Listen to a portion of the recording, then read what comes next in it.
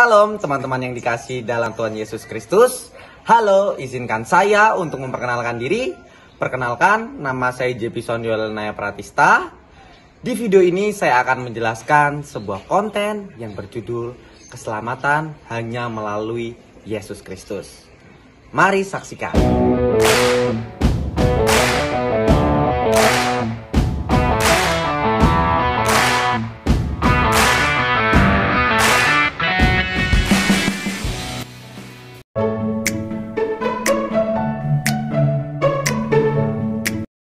Teman-teman yang dikasihi Tuhan, sebelumnya di sini saya akan menjelaskan dulu apa sih arti dari keselamatan.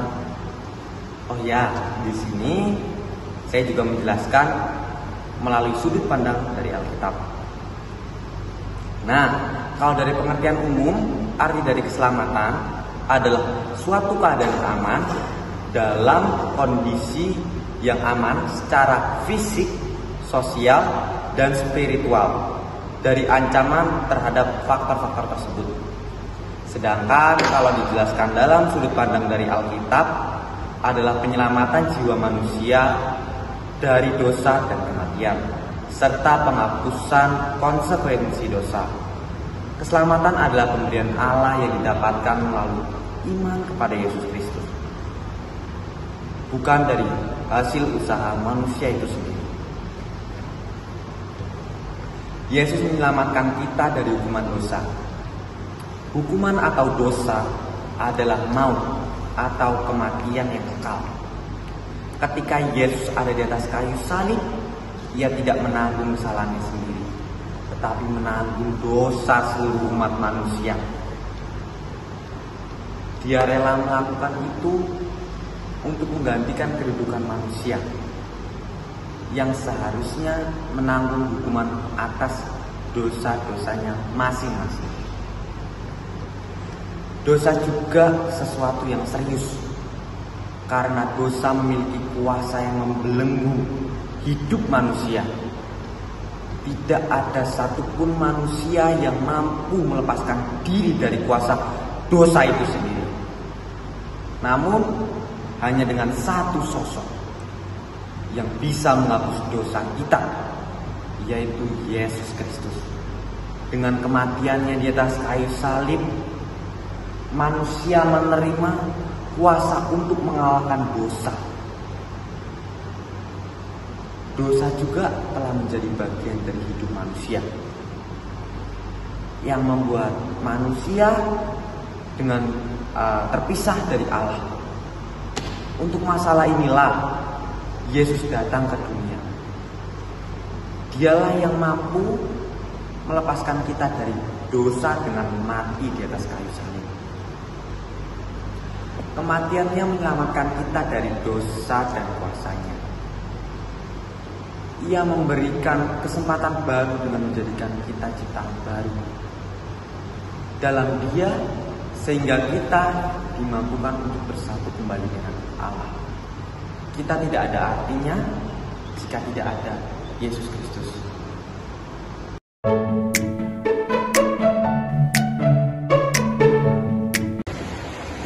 Oke, teman-teman, kita lanjut ke mengapa sih kita sebagai umat manusia itu butuh yang namanya juru selamat. Nah, pertanyaan ini masih sering muncul di tengah zaman-zaman sekarang dengan segala kemajuan teknologi yang ada di berbagai bidang. Sebenarnya jawaban ini sangat relatif. Nah, teman-teman, jika seorang membutuhkan juru selamat, artinya ia adalah seorang yang lemah.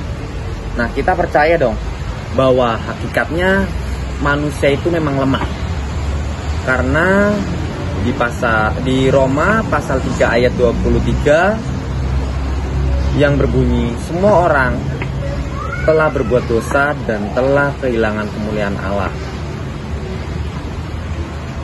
Teman-teman, mari kita melihat sekali lagi, mengapa ya Tuhan Yesus harus menjadi juru selamat melalui kematian dan kebangkitannya untuk menyelamatkan kita semua. Sebelum kita melihat lebih jauh lagi, jawaban atas pertanyaan di atas, kita perlu mengingat bahwa upah dosa ialah maut atau kematian yang kekal. Itu tertulis pada Roma pasal 6 ayat 23. Allah menghukum manusia yang berdosa dengan ganjaran maut, bukan karena ia tidak mengasihi dan tidak mau mengampuni manusia. Allah itu Maha Kasih di satu sisi, namun di sisi yang lain Ia juga Maha Adil. Keadilannya muncul dari kekudusannya. Ada juga beberapa alasan mengapa manusia membutuhkan juru selamat. Yang pertama, karena untuk memperbaiki dampak dosa, kesalahan orang lain, dan ketidakadilan. Yang kedua, untuk memenuhi keadilan Allah. Yang ketiga, untuk mewujudkan rencana Allah agar manusia mendatangkan kemuliaan baginya. Yang keempat, untuk menikmati persekutuan dengan Allah selama-lamanya. Yang kelima, untuk menjadikan manusia serupa dengan gambarnya.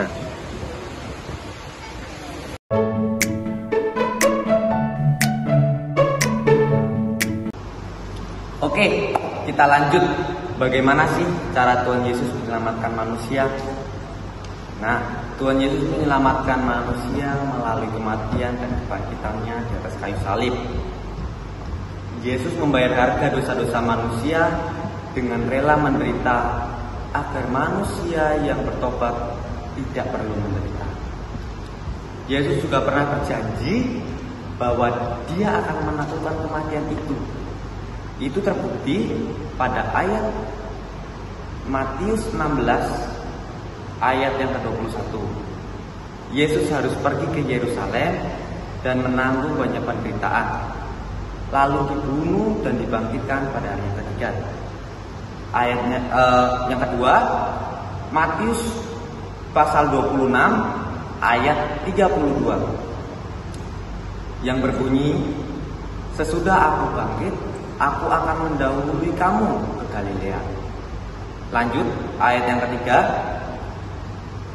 Markus pasal 9 ayat 9. Yesus berpesan, jangan menceritakan kepada seorang pun sebelum Anak Manusia bangkit dari antara orang mati. Nah, itu dia janji yang Tuhan Yesus tepati. Alkitab juga menyatakan bahwa manusia diselamatkan bukan karena perbuatan baik, tetapi karena Allah yang kaya dalam belas kasihan. Teman-teman, ada juga cara kita untuk memelihara keselamatan dari Tuhan Yesus. Yang pertama, bersyukur atas pemberian keselamatan dari Tuhan Yesus. Yang kedua, tetap berdoa, walau dalam keadaan apapun, baik suka dan duka. Yang ketiga, harus merawat karya Tuhan. Yang keempat, tetap percaya pada Tuhan, karena Ia akan menyelamatkan orang yang percaya padanya. Dan yang terakhir, yang kelima, menaati dan mematuhi perintah-perintah Allah. Makna kemenangan Yesus atas kematian dan kebangkitannya membuktikan bahwa Yesus adalah anak Allah yang hidup. Yesus memiliki kuasa atas kematian dan Ia membangkitkan semua orang mati pada hari yang terakhir, yaitu hari penghakiman.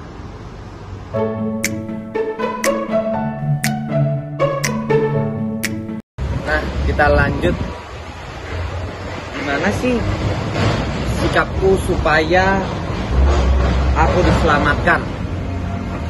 Nah, contoh sikap supaya kita diselamatkan itu ada berbagai cara. Yang pertama, dengan cara mampu dalam mengampuni orang-orang yang bersalah kepada kita. Yang kedua, mau untuk memberitakan kabar baik kepada semua orang atau bersaksi. Yang ketiga, rajin berdoa setiap hari. Yang keempat, berbuat baik kepada seluruh orang yang kita kenal dengan tanda ucapan syukur kepada Tuhan Yesus Kristus. Yang kelima, selalu mengucap syukur atas apa yang Tuhan berikan kepada kita. Ada juga makna kemenangan Yesus atas kematian dan kebangkitannya dari kematian. Itu membuktikan bahwa Yesus adalah Anak Allah yang hidup. Yesus memiliki kuasa atas kematian dan Ia akan membangkitkan semua orang mati di hari penghakiman. Nah, keselamatan juga merupakan anugerah dari Allah yang tidak bisa diraih dengan kekuatan sendiri. Keselamatan juga merupakan bagian terpenting dari rencana Allah. Karena manusia yang jatuh dalam dosa telah kehilangan hidup yang kekal. Nah, dari itu Allah menginginkan agar semua orang diselamatkan dan bertobat.